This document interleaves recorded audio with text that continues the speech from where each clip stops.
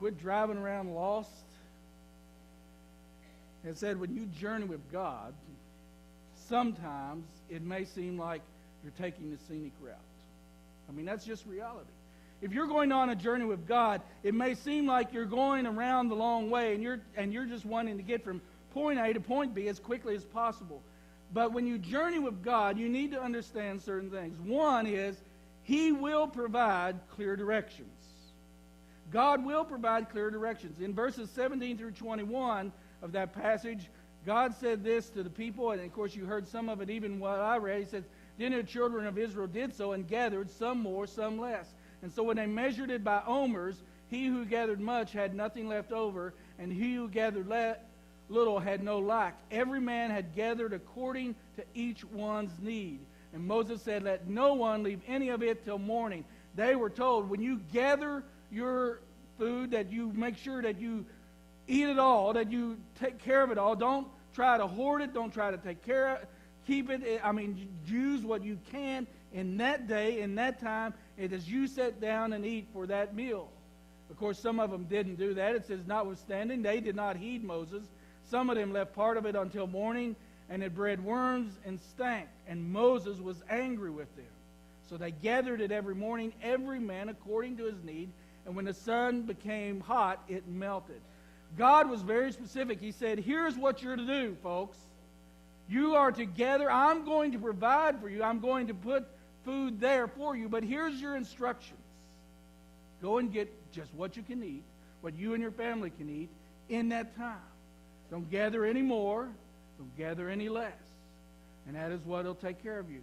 When I look at that, it reminds me that God gives us clear directions. I know it may seem difficult to know God's will.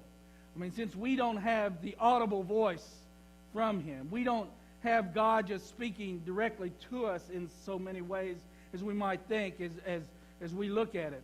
And yet maybe He sends us a set of instructions in ways that we aren't really looking.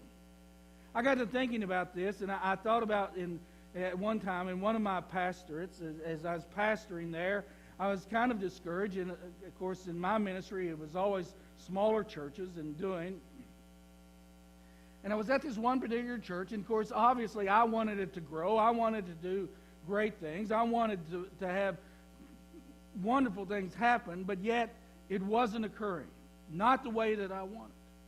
And one day as I was driving around and as I was out visiting people at the hospital, I turned on the radio and there was the voice of a person who I had listened to quite often, of Charles Swindoll. And Charles Swindoll, in his message that day, must have been speaking directly to me, because he said simply this, because here I was discouraged. I was thinking, I wanted a larger church. I wanted more people to know about the Lord. I wanted more people to be won to the Lord. I wanted to see more baptisms and everything else. And as soon as I turned the radio on, Charles Swindoll said these words. He said in his message, he said, there was Noah, and he spent all his years preaching, and all he ever saved was his family and a bunch of dumb animals. And I thought, that's an encouragement in this. Because Charles Swindoll went on to explain, be patient as the Lord works and uses you as the instrument of His faith and as the instruments of all that He's doing, because God will bless in time to come. On another occasion, at a church, again, on a Sunday night, I just felt down, and I went home, and normally I would watch anything else on TV, but that night I watched Jack Hayford preaching, and his message that night could have been directly to me. What I'm saying is this, in all of that, is this. God may be speaking to you if you are willing to listen. He may be using the very preachers and pastors that you listen to on a daily basis. He may be using the ministries that you may hear. He may be sharing that message with you because that is the way He is getting it through. It may be only a portion of that message, but it may speak to you. He may be using that Sunday school teacher, that friend, or that friend in Christ who is sharing with you. God can get His message around. The problem is many of us are waiting on the burning bush, and yet the burning bush is there before us, and we don't see it because We think God has to be spectacular in all that he does. But as I remember from Elijah, it was a still small voice that spoke. And sometimes we need to listen and see that God is giving us the directions we need. I mean, I remember a college roommate that I had, and when I was at Morehead State, and one of the things he shared with me, he said that as he prepared to come to college, he was a year ahead of me in college. He said as he came to prepare to come to college, he said, I decided to lay out a fleece to God to determine what I was going to be. And I said, well, that's interesting, Don. What do you mean?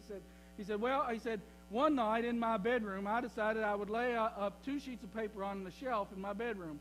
One said doctor and the other said lawyer. And he said, when I opened the window and when I would get up in the morning, whichever one God had blown off, that was what I was going to be. He got up the next morning and they were both on the floor. So he decided, well, the next night he would just put them up there again and try it again, saying, well, God, you didn't give me clear direction.